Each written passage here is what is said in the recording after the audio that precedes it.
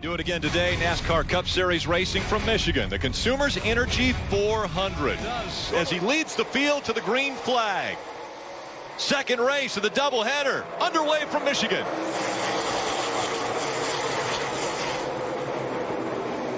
That inside line getting a push. 24-48 lined up. Jimmy Johnson trying to give William Byron the lead as they go through 1 and 2. Matt DiBenedetto to the top. 3 wide around Matt Kenseth. He's going to use that momentum to suck up behind Jimmy Johnson, push him down the back straightaway. Joey Logano trying to go 4 wide underneath Kurt Busch into turn 3. DiBenedetto to the outside of Jimmy Johnson. Can't quite get there. Joey Logano and that yellow car hit the left side tires below the white line. Big trouble in the middle. They all worked that out somehow. Yeah. That was a big advantage to Kurt Busch. Look at the run he got because of that. Matt Kenseth was super loose. Joey was loose. Those guys lost a lot of momentum. And look at the track position they lost. Kevin Harvick slicing up through there. They had great track position to start this race, and it's gone in 1 lap. Yeah. Hendrick teammates battling it out here. Matt almost went 3 wide there, but he's going to push Jimmy back into second place here. But he said to Kelly, he guarantees he's going to win stage 1. He backs up that call. He'll win stage 1 here at Michigan. Thanks, Kelly. Thanks a lot, Kelly. Good job there, bud. Christopher Bell, Kyle Busch, Matt DiBenedetto, Eric Jones, the top 5 in stage 1. Then it's Byron, Blaney, Harvick, Busch, and Logano. Racing for second here. Yeah, Harvick's going to win the stage, and it looks like the Keselowski-Kyle Busch battle will go to Keselowski. And there has been bad luck for the driver of the 18. Here comes Denny Hamlin in that FedEx 11. He didn't get there, but the guy behind him who he needs to worry about, the 2, has a great run down the front straightaway. He's going to clear that 11 car down into turn 1. The 11 had a problem off turn 4 and just lost all of his momentum. Brad Kay making a move on his teammate. They catch the 12 of the 2 into the wall. Hard hits. Penske drivers. Rolling here, we hit pretty hard, guys. You saw the 2 go up the racetrack, catch the 12, both of them into the wall coming off a 2. Man. Hard racing. Brad hit really hard. Overcorrected that car up into his teammate and right into the fence. They both hit the wall hard, but Brad's angle was pretty tough. Tough crash too, because both these guys were fast. And it's frustrating, isn't it, when your teammate, you're racing hard. Brad didn't mean to wreck him, but he did. It's just so frustrating. Here, Brad drives to the bottom. Now, service, left side's on that yellow line, loses it, gets up the racetrack, gets into Blaney. Big hit. I really think, guys, look at that hit. Wow. Hard hit. He slammed the wall hard. Wasn't able to steer that car then. Took a long time for him to get it stopped. And, many times we've seen Blaney leading races and getting a crash. Seems like I've seen that several times. That's tough. He's got the momentum to clear That's tough because it's your teammate. Bring back now, right in front of you, Go low. Racing hard. Goes up, Racing They for the had lead. track position. They simply didn't want to go. Caution. Christopher Bell in the 95. And a lot of smoke rolling out from underneath him. And doesn't look like he got in. Well, a little bit. That right side flattened. He was running 10. Yeah, it looks like he's gotten into the fence off the corner. And now if you were the 14, you wish you would have run one more lap.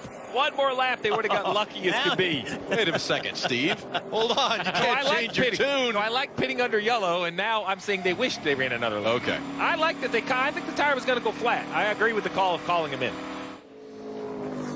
So another caution has happened here in the final stage, Marty.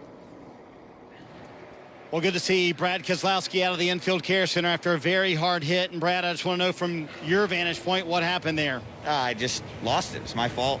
I feel really bad for my teammate Ryan Blaney. Marty, he didn't deserve that. I just came off of turn 4 and the 4 car was behind me and he gave me a push, and I swear I went in the corner like 20 mile an hour faster than I had been all day, and got past the 11 and I went to get underneath the 12, and I just slipped, lost the back a little bit, and when I went to collect it, he was there, and I wiped him out and myself out. So I feel terrible for everyone at Team Penske, and especially Ryan Blaney. Gosh, he didn't deserve that.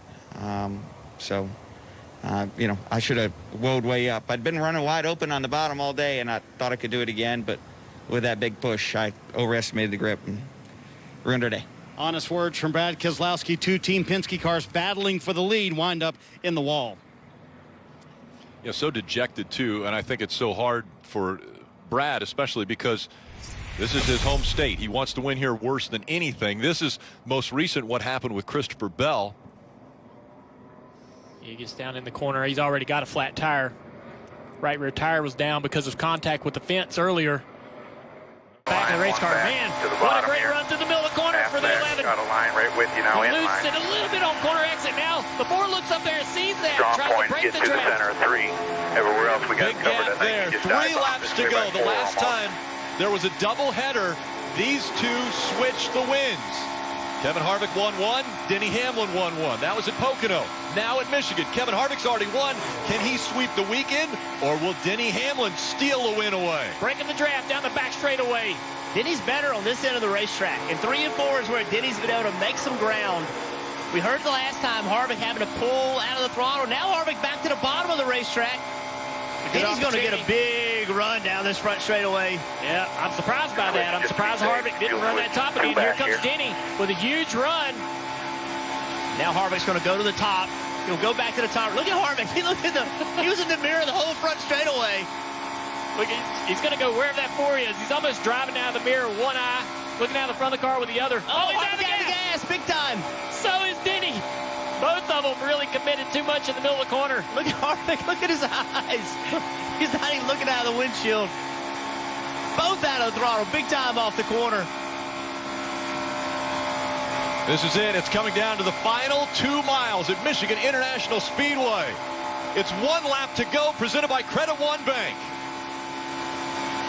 We saw a huge mistake off turn 2 for Harvick, or an issue that both drivers had. And Harvick has to remember that. He's got to make a little bit of a change so he doesn't have to come out of the throttle again on the exit of 2.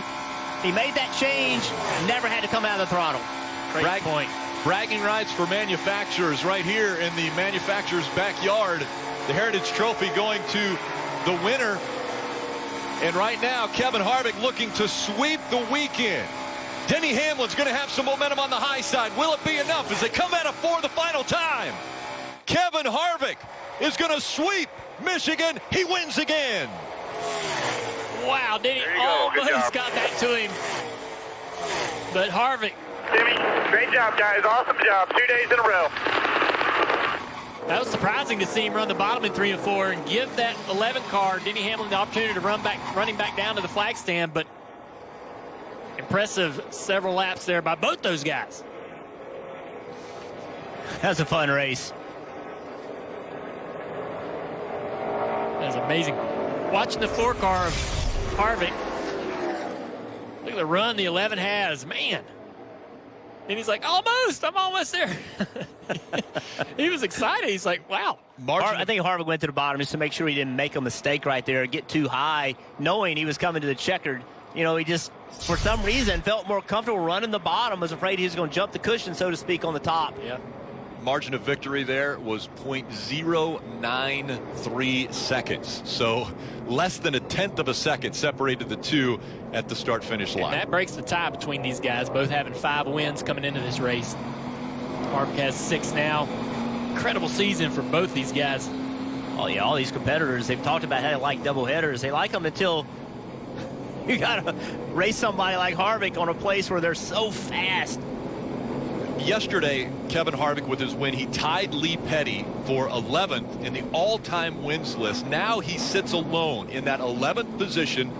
Kevin Harvick, a guaranteed Hall of Famer, is really putting together an amazing 2020 season. He is the first driver to win back-to-back races in back-to-back days since Richard Petty did it back in 1971. For more great NASCAR on Fox content, subscribe to our channel. It's somewhere right around here.